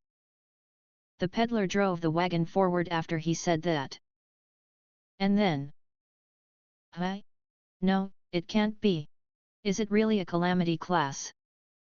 We splendidly encountered the monster. It's about 4.5 meter tall, looks like I got the size a bit wrong. It's a war tiger for sure though. That war tiger is eating a deer's dead body. Dunno if it's calamity class or not, but that's a war tiger alright. Why didn't you tell me sooner? I did though. I said it as clear as possible, I even heard you replying you know. Let's run away. Fortunately, the monster is preoccupied with the deer, it doesn't seem to have noticed us yet, if we just pull back now. It has noticed us. A monster's ability to detect enemy is not that shoddy. We probably look more delicious than the deer to it, it's only postponing things since we don't look much like threat. However, if we show movements that look like we're trying to run. It noticed us. This happens. Since the dead body of the deer won't run away, it's probably prioritizing us who's running away. The war tiger turned toward us and came rushing in. But, too bad. The war tiger seems to think that we're its prey, but in reality it's the opposite. The war tiger is my prey. We've got to quickly run away. Why are you going there? The peddler shouted when he saw me rushing toward the war tiger. I mean I can't help it. In exchange of being powerful with magic, the fourth crest has short range. I can't fight without closing the distance. I collect mana while running toward the war tiger, convert the collected mana into magic and clad it on my sword. I'm using physical reinforcement, mana strike, and iron slash magic. I'm now able to use 3 magic at once since my mana control has improved. Iron slash is a magic that increases the sharpness and hardness of a sword. It's inferior to strike on its bare form, however it could demonstrate extremely high power if used together with other swordsmanship-related magic buff. The war tiger is swinging its sharp claw at me as I'm entering its range. It has enough power to kill me with my current body in an instant with just a graze. However, it's meaningless if it doesn't hit. A war tiger's movement is easy to read. Your opponent is a calamity class EE. The victory or defeat was decided in an instant. I eluded the large claw and stepped in, and then I thrust my magic-strengthened sword at its heart. Alright, subjugation complete. The war tiger slowly falls down. No way, a calamity class defeated in an instant. The peddler muttered in astonishment. Chapter 16 Strongest Sage, going to burn down the materials. Now then. What should I do about this body? I beat it and all, but I didn't think what I'd do after that. I tried asking the peddler, but there was no response. When I look at him, he's stiffened while still in surprises. I wonder if I should take that as no comment. That means, since it would be troublesome to carry it, I should take the magic stone and burn down the rest. Other monsters would gather if I leave this here, troubling people. Since it has no more use, burning it down would be for. Burning that down is such an outrageous idea. The frozen peddler revived when he heard me. I'm still taking the magic stone though. What are you going to do with the rest? Burn it down. Unbelievable. Burning down the materials of a calamity class monster. Is that really the case? I've caught sight of 2 monsters of this level in the past several years already, I don't think it's that valuable. Listen here, okay? This claw for example, how much do you think it's worth? The price of the claw. If I'm not mistaken, this monster has around 20 claws. The peddler is pointing at an especially long one, suitable to be made into weapon, among them. If the whole body of the monster is worth 100 gold coins, then the claw would be approximately around 7 gold coins. You got it almost right. That's the price without accounting for the transportation, it would be sold at 10 gold coins in the royal capital. You should be able to sell it for 8 gold coins. And with that knowledge, what are you going to do to it then, young master? Burn it down. How'd you come to that conclusion? 'Cause carrying it would be a pain. Our destination is still about a week away. Rather than carrying it on that distance, it'd be better if we just arrive sooner and hunt other monsters at the destination. Getting the magic stone and the experience point is good enough for me though. I still haven't really grasped the value of money in this world, but if defeating this level of monster gets you 100 coins, then 1 gold coin must not worth that much anyway. It's 8 gold coins, you know? Your average family could live off from one of these for a month, you know? I understand. I shall carry it if you don't need it. 8 gold coins, 4 months? I didn't know that gold coin was worth so much. If that's true, discarding these would be a waste indeed. While I was thinking that, the peddler put his hands on the baggage that was on the wagon and started to drop them down the ground. What are you going to do with the baggage? Isn't it obvious? I'll throw away the baggage I have now and transship the materials on. No, that'd be a waste in itself. Then I'll take it with me. How would you do it? Like this. While saying that, I use storing magic and put the whole body away. Your maximum amount of mana decreases in proportion of the used capacity when you use storing magic. Well, it's only until we arrive at the royal capital anyway. My maximum mana has decreased by half, but I feel that this much should still be enough somehow. It can't be. Storing magic. Yep, you say. Just what part of storing magic that's surprising anyway? It's not really user-friendly, and it's quite an elementary. Wait, perhaps, the chant thing has had a negative effect on this too. Well, at any rate, meeting a profitable monster like that was really lucky of us. No, it's not lucky, okay? Normally we'd have died, you know. The peddler clamored about something, but it's not like we died, and we've even got ourselves some valuable materials. If this isn't what you'd call lucky, what is then? Hope another one comes out as well. Guess I should pray to the god. I don't know the god who's in charge of monsters though.